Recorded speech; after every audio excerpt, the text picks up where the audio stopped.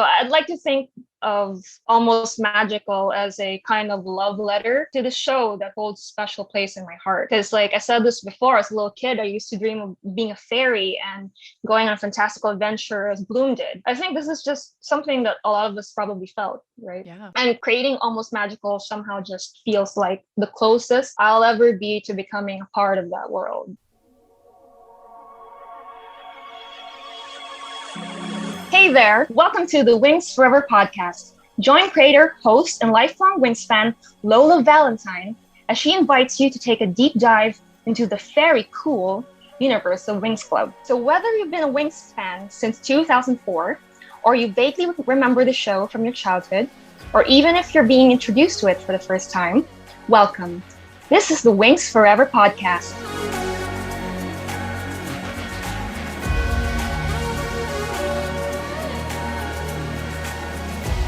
Hello, and welcome to a very exciting episode of the Winx Forever Podcast. I am your host, Lola Valentine, and today we are talking with my dear friend. She is a wonderful creative with a big reboot of her original Winx-Next-Generation webcomic, the creator of Almost Magical herself, Dawn, or better known as Chocolate SmoothieArt on DeviantArt, Instagram, and pretty much anywhere else. Wow, Dawn, look at us. Who would have thought? Yeah.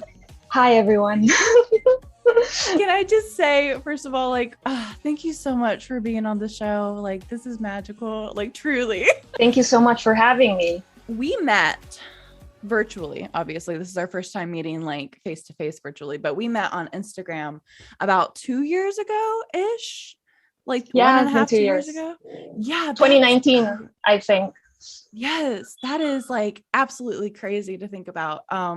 Like I just discovered like maybe like a year or so before your Almost Magical pilot chapters online, and I'd been reading them for about a year, and honestly, like I don't even remember how I found your comics, honestly, because it was like when I was not like a big contributor at that time to the Winx Club fandom. Like it really like just drew me back in like so hardcore. And I like just remember being absolutely blown away, first of all, by like the sheer like initiative that it took for you to create a story as big as Almost Magical. I mean, come on. Like this is a huge like feat, you know?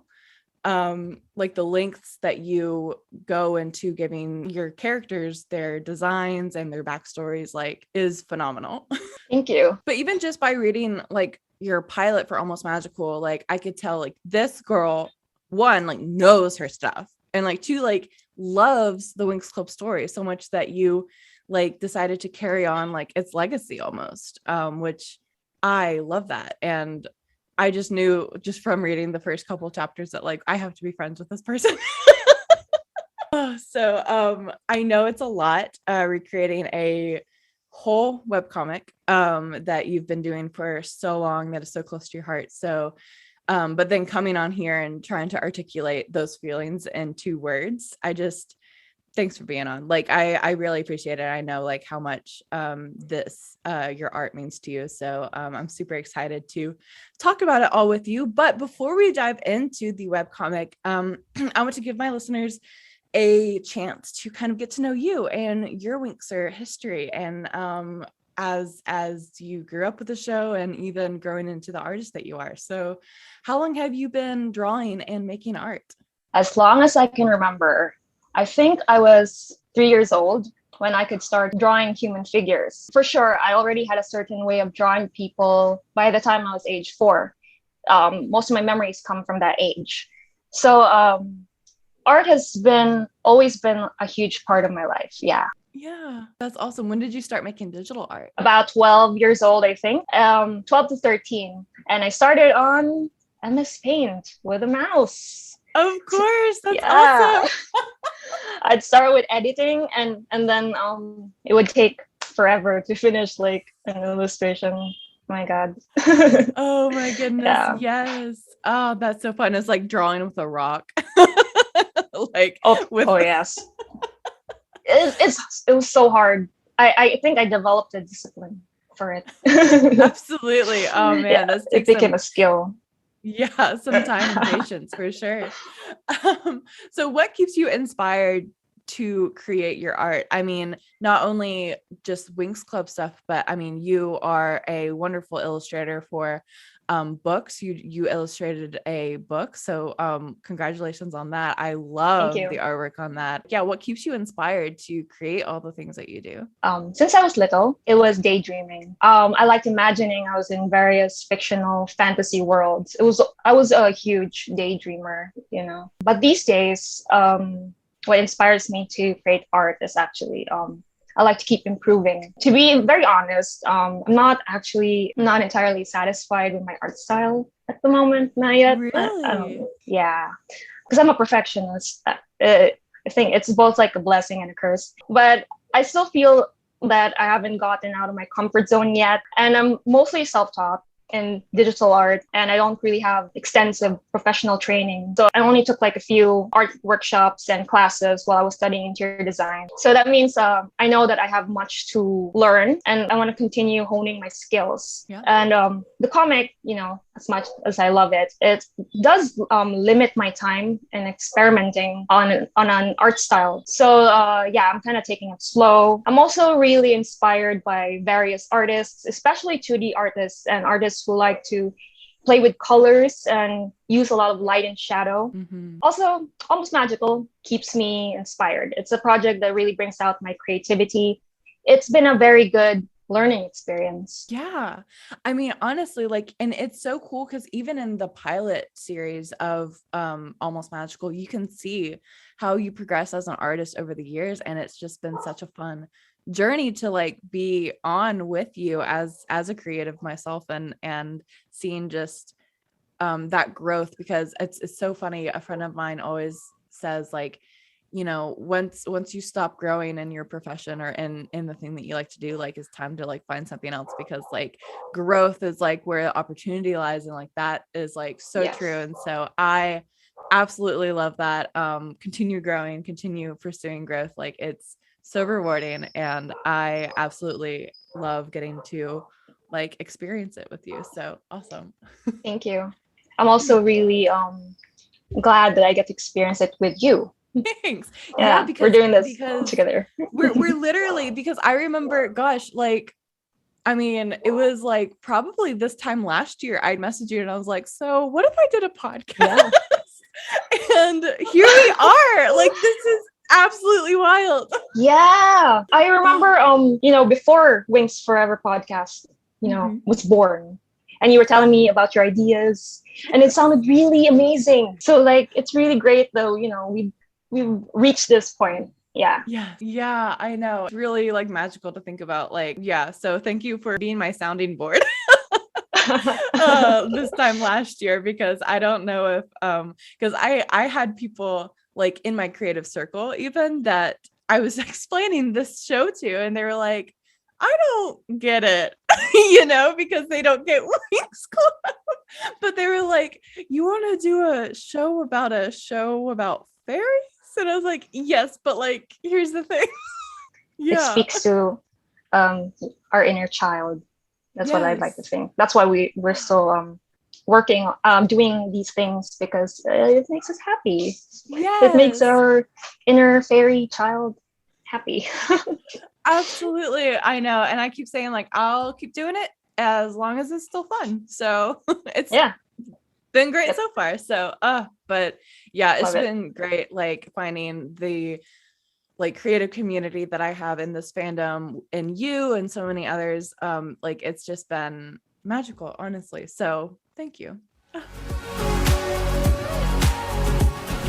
So I would love to know where your iconic name Chocolate Smoothie comes from. Okay. I do find this username kind of funny. It's kind of, but you know, it's stuck, so I can't change it.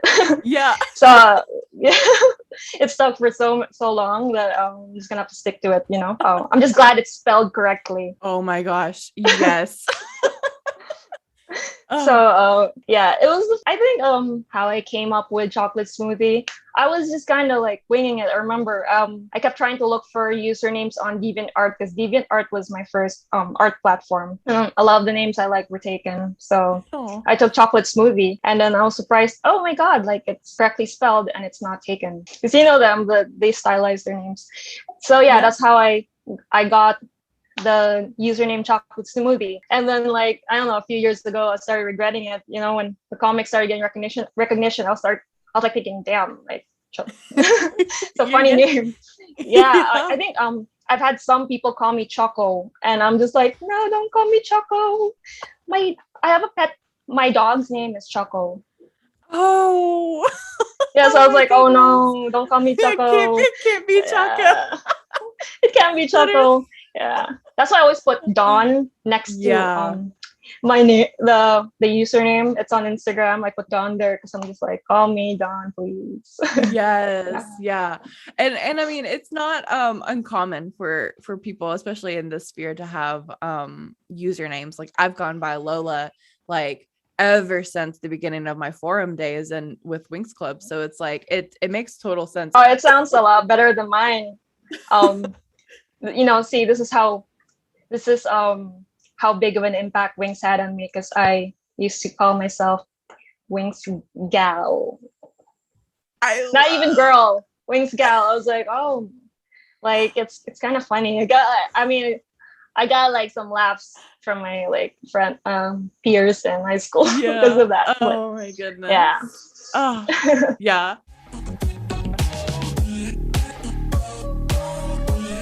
You're listening to the Winx Forever podcast.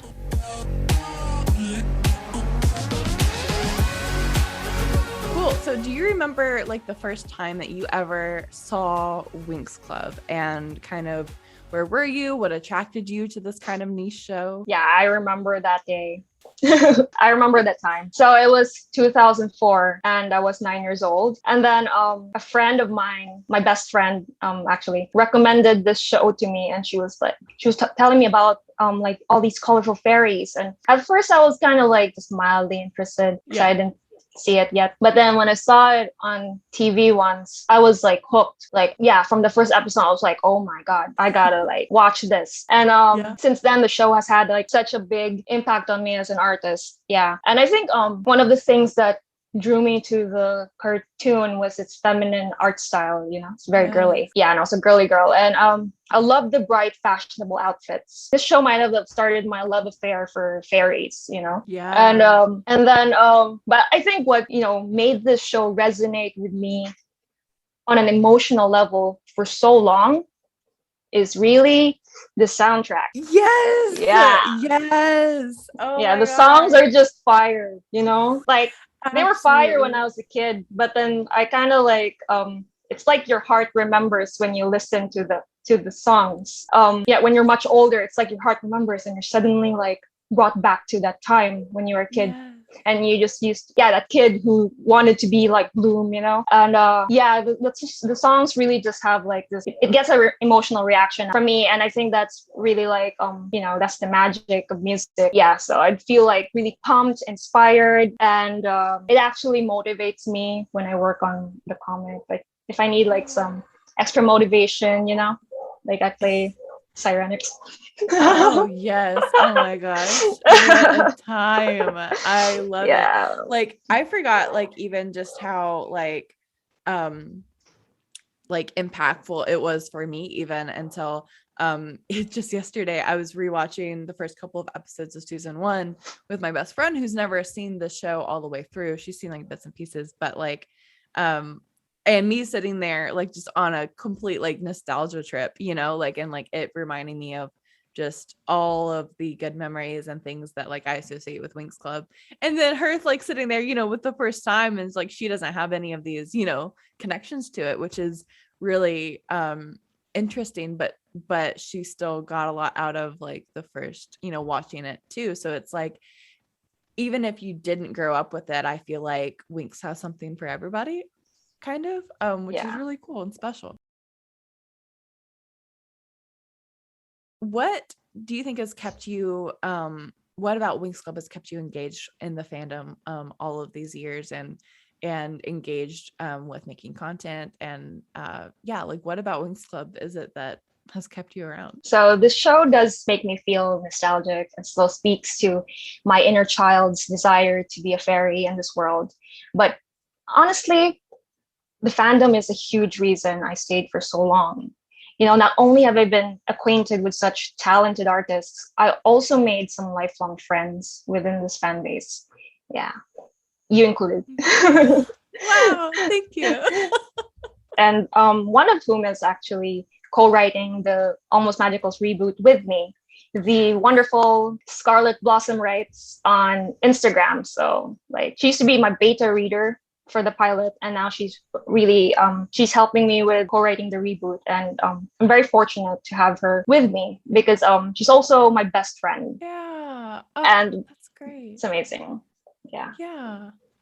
I love that so much. And when you can bring the people that are close to you into it with you that is a special thing, and that's awesome. I'm glad that you have that. I think a little fact about the pilot. The background characters are actually original characters of people in the fandom. I wanted to bring people, I wanted to bring them on this journey with me somehow. So I would draw them in the background. That was during a time when I was very detail oriented. I took my time doing that because I wanted people to feel like they could be part of this world too. Yeah, I love that fun fact. Who are some of your favorite accounts to follow in the fandom? So a few years back when I was still in DeviantArt, my favorites were Axel Stardust, Lady Shalirin, and Natalie Sali. And I think all three of them were really are very talented artists. And they used to be more active a few years ago, making Winx fan art. Right now, I think they've moved on to different things, but they really inspired me a lot. And I think you should try checking out their works because you're missing out. They're really talented. On Instagram, my favorite accounts to follow in the fandom are artists who inspire me. Around the same time I befriended you, I also got acquainted with Prince Ivy the First. I'm sure you know him. Yes. And then later on, Mikey Odell. And then, but way back in DeviantArt, actually, I became friends with Feeling. Yes. So I want to mention these three because they all have one thing in common. Well, two things. So they're all Winx artists, and second, they're also doing their Winx comic based on Winx Club. Their comics, their webcomic, and that really makes me inspired, motivated, and happy that people are still really active in the fandom and really putting a lot of hard work and being so creative, putting a lot of their creativity out there. So my favorite accounts are people who inspire me. Yeah, and it's really cool because all of these comic artists, it just brings a whole different life form to the fandom almost. It's you guys are doing such a service to the fandom of actually providing this amazing well thought out, well crafted content, and it's just something that we haven't had in the fandom in quite a long time, so it's really special, and it's really cool to see it being an initiative led by the fans, because this franchise would be nothing without fans like you that are creating this content for each other. So it's incredible what you guys do, and I love getting to experience it. So thank you. So fantastic. Well, we will take a short break. But before we do, I'm sure you're aware that when I have guests on the show to join me, I like to give them a little round of rapid fire questions. So Dawn, are you ready? Yes, but one question. Yeah. Is it okay to oh my God, it's hard to pick one answer. Absolutely, that's fine. Can I also maybe put in a little explanation maybe for each, because maybe there's some that need you to be specific. Yes. Yeah, absolutely. Yeah, that sounds great. Yes, answer how your heart desires. Thank you very much. You're welcome. All right, here we go. Favorite Winx member? So it's a tie between Tekna and Stella because both of them have very strong personalities. But my 9-year-old me would choose Bloom in a heartbeat. Oh, 100%. Yeah. Favorite season? Season 2 because it was the most character-driven arc. Yeah. I love the character interactions between the girls and the specialists. I agree. I love those as well. Because that arc was about Charmix, so I feel like because Charmix is about like overcoming obstacles, right? So the characters really did have to grow. So I like that about the season. There were I remember a lot of quiet moments, and I like those moments between the girls and with the guys too. So that was really great. Favorite specialist or male warrior? Riven. Yes! Our favorite little I pretty love boy. him. I love this this guy. Despite his flaws, I still like him. He was, for some reason, he was always my favorite growing up. And I'm sorry, my dumb teenage ass just, had a thing for bad boys. Oh yeah, who didn't? Honestly. Yeah, it was also like really good looking. Just for me, personally. The reason why he's still my favorite specialist is because I don't find Riven like he's not exactly a boring character, and there's like a duality to him. He's a dick, but he's loyal. That guy is loyal. I know. I mean, like I remember season 1. Like he redeemed himself. Yeah, yes. and the writing his character for Almost Magical for this webcomic endeared him to me even more. I especially love the contrast between his character in the show in canon and the character that I'm working with in the webcomic, because this is a Winx-Next-Gen, right? So he's a dad, and Dad Riven is a fun concept, because honestly, who would have thought? I mean, yeah, really. That he'd be an okay dad. Oh, I hope that's not too much of a spoiler, but I mean, you mentioned it in some of your Instagram posts, so I feel like it's not too much of a spoiler. Right. Yeah. Okay. Thank you. Yeah, we'll allow it. We'll allow it. Your favorite movie? Okay, definitely the first film, Secret of the Lost Kingdom. Yes. That was top tier. They even had like a red carpet event, so I remember that. I love that movie. It closed the storybook. Yes. Bloom's art went full circle. And it's where it should have ended, is where it originally was going to end, but then, whatever. But but I do like what we got with season 4. I love Roxy. I've always loved Roxy. Oh yeah, I actually like season 4. They're still like favorite transformation. I used to say Believix, but I'm gonna have to go with Enchantix now. High fantasy. Absolutely. Your favorite romantic relationship? Today I'm gonna have to say Tekna and Timmy, because I think their interactions really aged well compared to all the interactions between the Winx, their specialist boyfriends. I just found like Timmy and Tekna to be like so wholesome and cute. Like that interaction is really aged well. I was like gushing. And then so like I just wanted to do a special mention because like this because I had like this one ship that was my main ship for like the longest, and it was Riven and Musa. Of course. I feel like everybody growing up loved Riven and Musa. Like we loved it. We lived for the drama. Like we absolutely thrived off of it. Like we loved it. Like growing up and like seeing it now, we're like, oh, it's kind of toxic, but like obviously like we all still kind of secretly stan it. So it's like I call it like my guilty pleasure ship. I feel like when I talk about Riven and Musa, there's always gonna be like you're always gonna have to mention that they were toxic. But the drama, right. The drama and the angst kept me on edge growing up. And it took them 2 seasons to get together. That's really long in Winx time. Everyone just like ended up with somebody in 1 season. And then they were just like, they're really slow. So that kept you invested. Who's your favorite villain? Oh, I feel like this is like unanimous, Baltor. Yeah. Oh, yes, absolutely. I mean, like, I enjoyed the villains from season 1 to 3, but I like Baltor. It was fun. He was a tough villain, My whole thing for bad boys kind of coming out, because, but like, only in fiction, guys. Yes, only in fiction. Only we don't stand it in real life. This guy would have been really dangerous in reality. Yes. Yeah. Oh, incredible. Your favorite pixie? Chun, because she's really pretty. Yeah, it was funny when I got my first pixie magic doll. it was before season 2 had even premiered, and I'd bought my first doll based on how cute the pixies were. Yeah. And so I was torn between a Musa doll and a Bloom doll, and I freaking picked Bloom when I should have picked Musa, because now you can't find them literally anywhere without paying hundreds of dollars, and it's very sad. Oh my God. You know, I actually still have my dolls. Yeah. That's great. So I actually had 3. I bought them in one go. I don't know. It was like a once in a lifetime opportunity for me. I bought Bloom, Flora, and Layla. I think I wanted to get more, but my parents were like, whoa, hold up. Yeah. You can only get 3. Oh, how fun.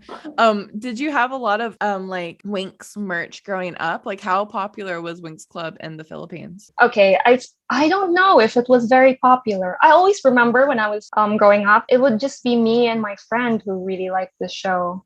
Yeah. And then after a time, like she kind of like went on to other interests, and it was just me in high school, and I was like, where are the other fans at? It was just really me. And it wasn't, I think I recall that it wasn't really big at the time when I was in high school, and it was hard looking for merch. Really, I really did try to like commit to having merch. So there weren't really like legit merchandise. They weren't really selling like a lot of legit merchandise, so I kind of got like a knockoff Winx Club pillow that I still have. Yeah. It's covered now, but yeah, that was like the closest thing, I think, aside from the dolls, to like collecting merch. Yeah. Oh man, same. I mean, like I wouldn't consider myself a collector at all, like, because just one, like my access to it was so scarce in America, and two, like all of my Winx Club merch is in such disarray. It's in like because I played with it so much, like, oh my gosh, like one of my my only Layla doll is like her little like bendy legs or have like a tear in them because I've bent them too much and stuff like that, you know. It's like so well loved. so well, the best dolls are, you know, used. Yes. I mean, like played with. Yeah. Yes. I at least never cut anybody's hair. I knew better not to do that. That's great. That's great. That destructive of a kid. I used to experiment with my dolls. Oh no. Yeah, just the Barbies. I wouldn't touch the Winx Club ones because I was like, yeah, you guys were hard to find, so I'm not gonna touch a thing. Exactly. What is your favorite art things to draw? My favorite art things to draw were my characters, character designs, and random character interactions that pop in my head. I actually have so many doodles that I just can't really like show because like I have a certain standard I want to show, and a lot of them. And they're like really messy because it's like the thing is I try to capture the facial expressions. That's what matters to me when I do those doodles. So they're not really perfect, so I don't really show them off. And wow, do you doodle with like pen and paper, or do you doodle digitally? Pen and paper. I have like notebooks. Yeah. That's so fun. I love it. What's your least favorite things to draw? Panel backgrounds in the webcomic. Yeah. They're like, they're just so challenging to like fill the space at the back so it doesn't like look dead. And I kind of learned this shortcut from Prince Ivy. He's doing a webcomic called Just as Fairy, so check that out. But it's so funny because like that is kind of like, I feel like in your panels is where a lot of like your brilliance like is shown, especially you with your background being an interior designer. Like it, like I'm blown away every single panel. Like, I mean, oh my God, I'm not going to spoil anything, but guys, this part 1, I can't, it's so good. I am such a fangirl. It's fine. Actually, I was once an interior designer. You'd think I'd actually like really have a good grasp with perspective. It's a lot harder than it looks, especially when you have to work fast. I have to work fast and fill that space pretty quick. So like that's really a challenge. So cityscapes are so hard, and vehicles, technology, painful. Yes. But I tried. Oh so like you guys can see, like, you know, at least it looks quality. Oh my gosh, like, and it's all amazing. And we'll get more into kind of your art style and a little more of that when we come back from the break. But we're done with rapid fire questions, so that wasn't so bad. Yeah. Thank you. So we're going to take a short break, and when we come back, we'll dive in even deeper into the world of Almost Magical with its creator, Dawn of ChocolateSmothie. So stay tuned. Hey there, thanks so much for listening. If you're enjoying this episode of the Winx Forever podcast, consider following us on social media at WinxForeverPodcast. And we are back with our conversation with Dawn of Chocolate Smoothie Art, and we're going to take a deep dive into her webcomic series, Almost Magical, which is a kind of extension of the Winx Club story. It is a next generation webcomic that she's been doing for the past 9 years in the 4 chapters of her pilot, and is now rebooting the story, and it is going to be released on September 15th on LineWebToon. So Dawn, what made you kind of want to write and illustrate the story to continue kind of the legacy of our favorite fairy show in Winx Club? There are a couple reasons, not just one. The history of this comic goes way back. The idea started way longer than 9 years. I think it's only been 9 years since I posted the pilot chapter, right? Chapter true. 1. Yeah, but it was in production. Yes. For the short background on my time as an artist in the fandom. So I was 12 when I officially joined the Winx fandom. Around 14 years old, I became active within the Winx community online. So this was around the time when Rainbow was revamping the official Winx website, and the fandom was at its peak. So the website had a forum where people could interact, and I made a bunch of friends there. Shortly after, I joined DeviantArt and became a part of the Winx art community there. But sometime when I was in high school, I became very busy, and I didn't really have much time to interact with other artists who at the time were creating a lot of these amazing original characters, and they're collaborating with one another. So I couldn't really keep up with the others, and it became my resolve to go do my own thing. So before DeviantArt, I always wanted to write a story based on Winx, fan fiction. That's where I got the idea to do a next generation story. I wasn't fully committed to the idea yet. I think this must have been like in 2009. Yeah. Oh, wow. I thought it would be cool to create content that the Winx fandom might enjoy. And so I began developing the idea of Almost Magical. Season 4 marked the departure from the original storyline, right? The first film really did close the storybook, and the seasons that came after were taking a different direction. The fandom was growing older. And at the time, I recall that some of us were hoping to see the show explore more mature storylines. The fandom still enjoyed Winx, but it was clear that the newer seasons were targeting a younger demographic. So that's another reason why I created Almost Magical. I think it really resonates with people when you see your favorite heroines all grow up, which is what happens in Almost Magical, I was really aiming high because, I was a dreamer, and I think that I still am. So Almost Magical also provided me with an escape from the stresses of work and life. The idea of creating a Winx-Next-Gen began in 2009. It started out as a dream with a couple drawings here and there. It was really just a goal that I had at the back while I was prioritizing school and work at the forefront. It was also an on and off thing. I didn't even have the capacity to turn this into a webcomic until I started working on its pilot in 2011. I released the pilot in 2012. And that was also the year I graduated high school and was going to college. College was really hectic for me for a couple of years, so I couldn't really put out much, but I was still working on this comic behind the scenes. I recall a lot of my ideas started to come out around 2015, but I couldn't release the next chapter until 2016. Oh, yeah. So this was around the time when the project was starting to get a bit more recognition. This was also around the time when I fell in love with the project, with Almost Magical. So I'd like to think of Almost Magical as a kind of love letter to the show that holds a special place in my heart. Because I said this before, as a little kid, I used to dream of being a fairy and going on a fantastical adventure as Bloom did. I think this is just something that a lot of us probably felt, right? Yeah. And creating Almost Magical somehow just feels like the closest I'll ever be to becoming a part of that world. Yeah. So it was also a really it was a learning experience for me as a whole. Almost Magical made me realize what my true calling was. I never pictured myself to work as an artist and an illustrator. Not really. But this comic made me see that it's really what I'm good at. It's a big factor in my decision to change careers. I love that. That's and the I whole love that. story. I love that you referenced your project to a love letter to this series that has meant so much to you and to so many other people.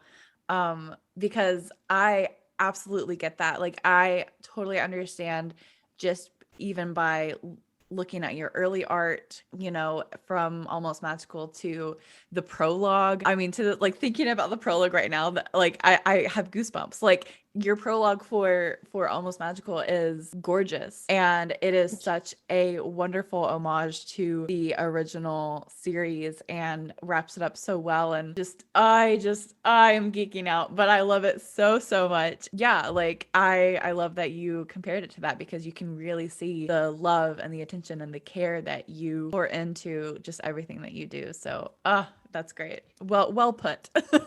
Thank you. Yeah, so like, you were really one of the first of your kind. Like, you were one of the first creators really to come out with this like cohesive storytelling platform of a webcomic, and for it to be done so well. I mean, I'm curious, like, what is your like creative process like with the webcomic? You said that you started just writing the story in general, you know, before you even thought about illustrating it. Like, so do you write all of the story out first? Or does like the art really drive the story? Like, how do you just create this amazing world? Like, I mean, obviously it doesn't happen overnight. It did not happen overnight.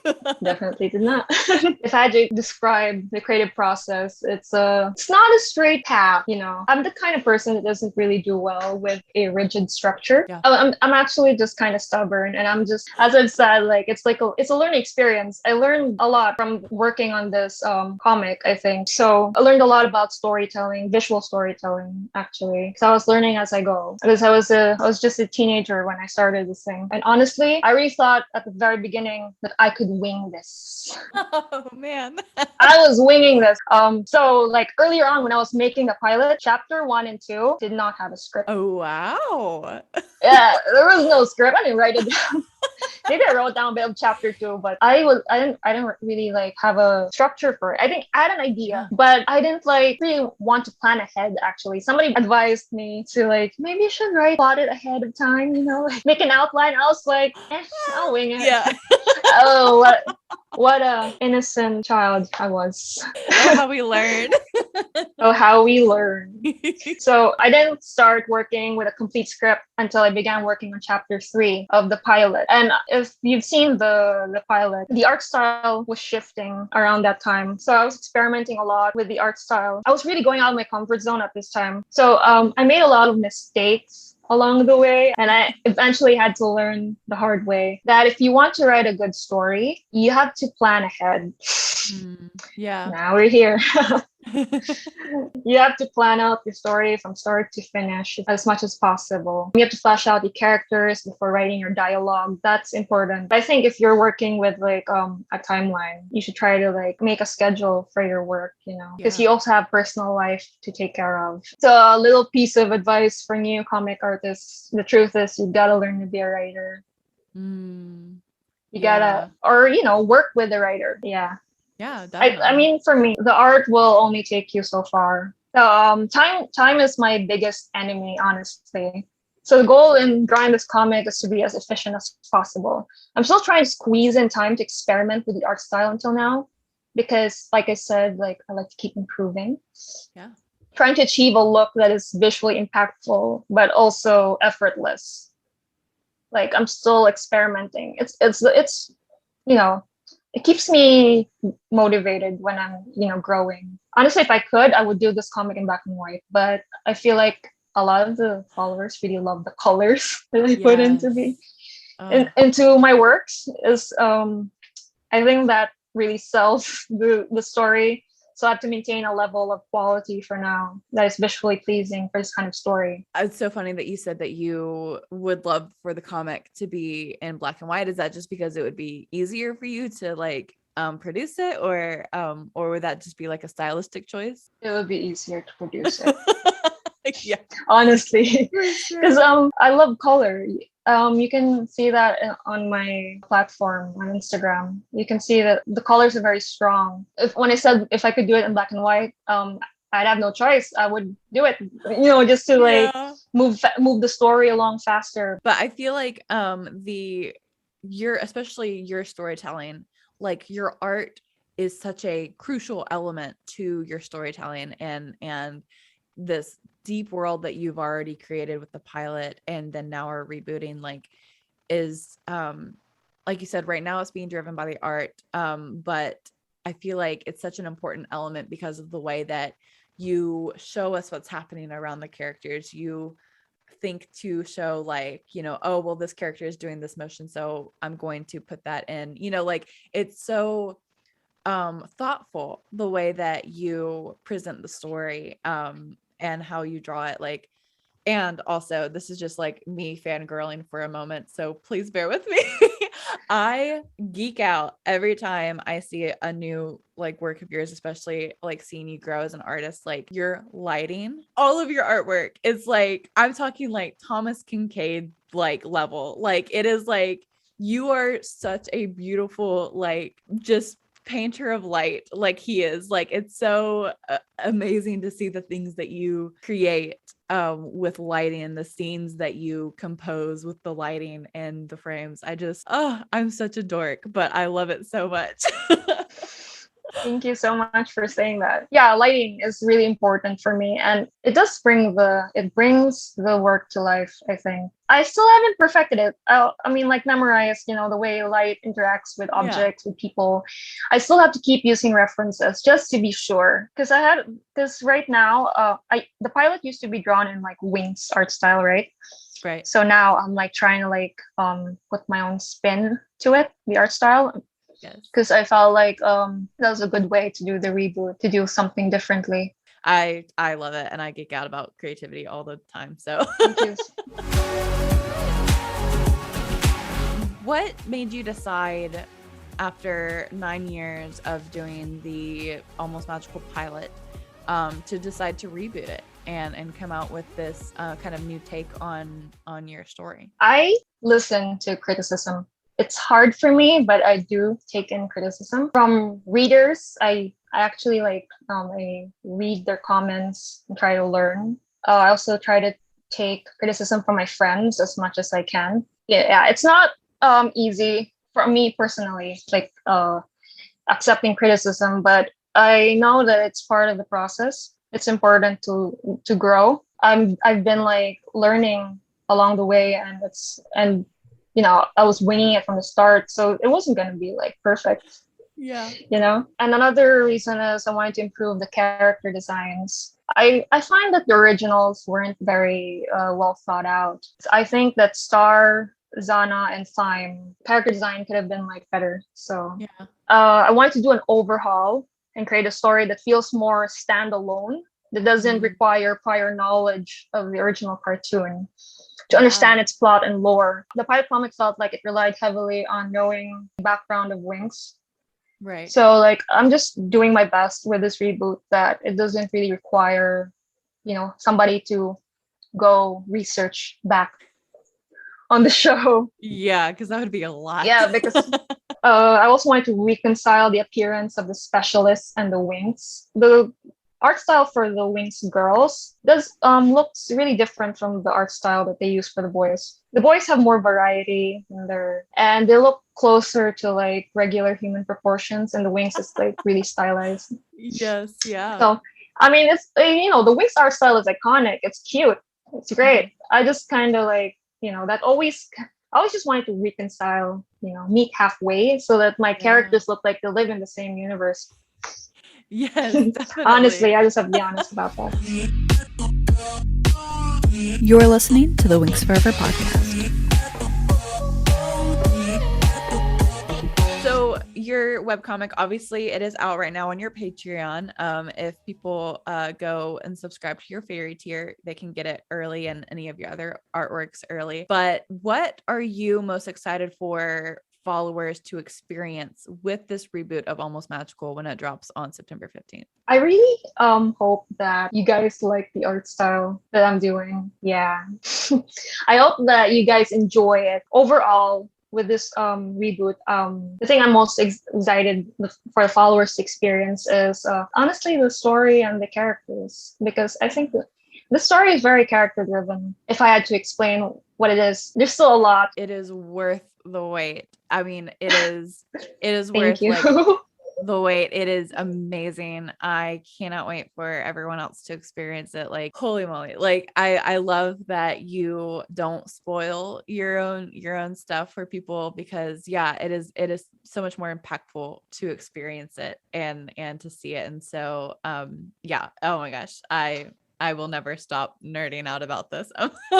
What was the biggest challenge for you while rebooting your own comic? So there are three things: time, energy, and my overall feelings while working on this project. Talking about time and energy, I started with very high hopes, but also very unrealistic expectations as a teenager. I had a huge scope for this project and was also in denial of the fact that it was a very time and energy consuming project. I set out at a very slow pace and was very focused on the details, and I wasn't looking at the bigger picture. I was planning a very slow burn when I was working on the pilot. You could say this reboot is a second shot at doing this thing right, learning from past mistakes and moving forward with the current vision. Okay, the third one, my feelings towards almost magical. So one of the challenges that impacted me the most as an artist was honestly my lack of self-belief and poor faith since the beginning. I was an awkward, anxious loner in high school, and I found I didn't quite fit in. The Winx fandom helped me gain a sense of belonging. That's one of the reasons I love the fandom very much. But it wasn't cool to like Winx Club when I was in high school. I feel like there were secret fans out there, but they just weren't vocal. They just left me. Oh. To the wolves. I don't know. Maybe I was the only one. And like I was even like made fun of at one point. Yeah. I mean, it was like they would tell me to grow up. So, I ended up being ashamed of letting people see my interests. And that became a big problem later. I became convinced my comic was solely for me and the Winx fans and had to be hidden from the rest of the world who wouldn't understand my love for what I was doing. That sounds insane, Imagine like trying to like create something for like others to enjoy, but at the same time scared of like showing it. Oh my god. When I was talking to Ivy about this, he like had like a bra moment. He was like, bruh, what the fuck? Like you've been hiding it at the same time. Yeah. Oh man, but it makes a lot of sense because it is something that is so personal. When you have this thing that you've been working on for so long, it's yours, it's yours. No one else has seen it yet. It's still just yours, and you can control it. And a friend of mine wrote a play about creativity, and she said in a monologue in the play that the option of being the best is still an option because you have not yet proven yourself to be the worst by not publishing your work, which is completely true, because it is this fear of like, what if no one likes it?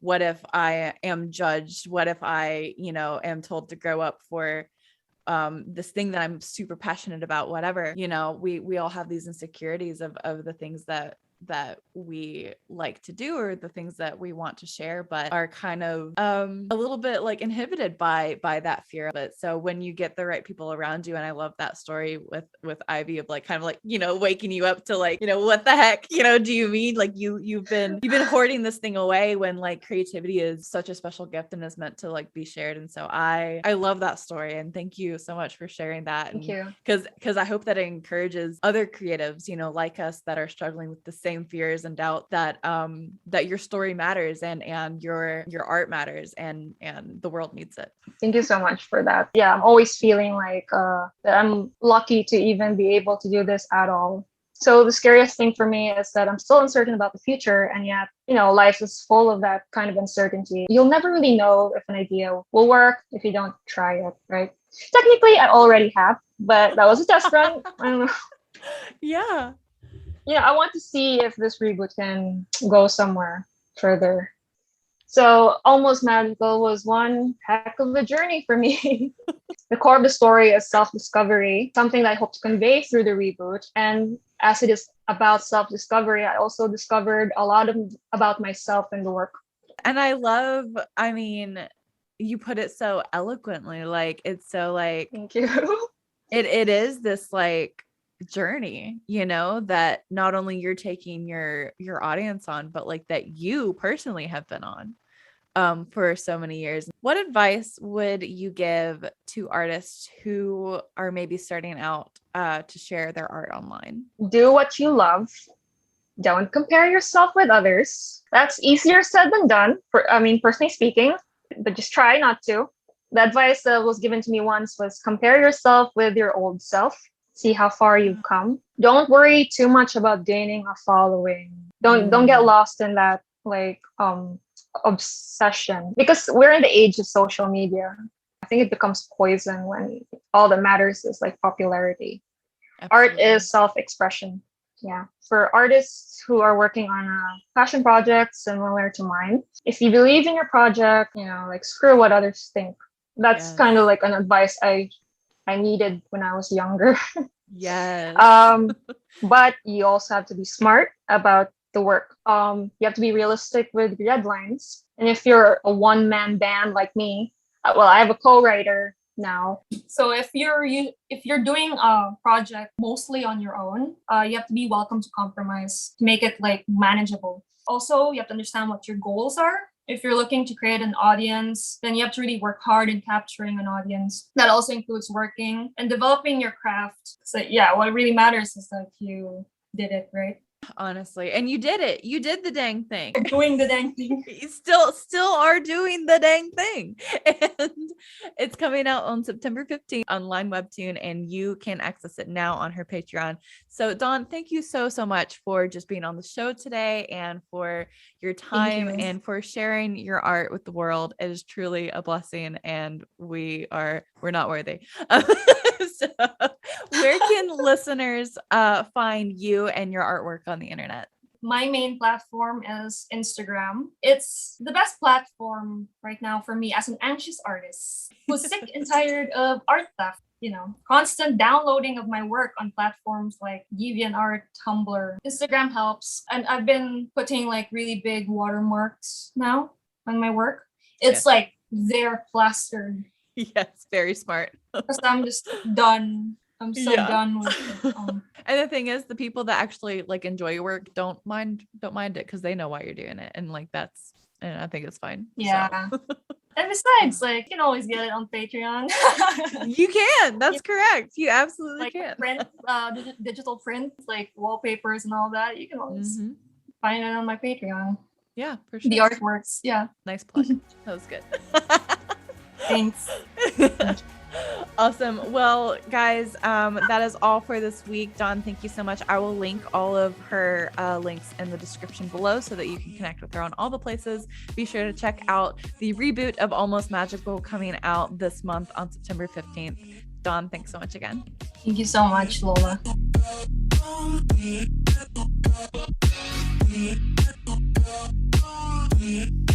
Thanks for listening. If you enjoyed this episode of Winx Forever Podcast, be sure to follow or subscribe to the show on your preferred streaming platform to be notified when new episodes drop. Join in on the conversation when you follow @Winx Forever Podcast on social media. The theme for the Winx Forever Podcast is the song She Makes Magic by Big Wild.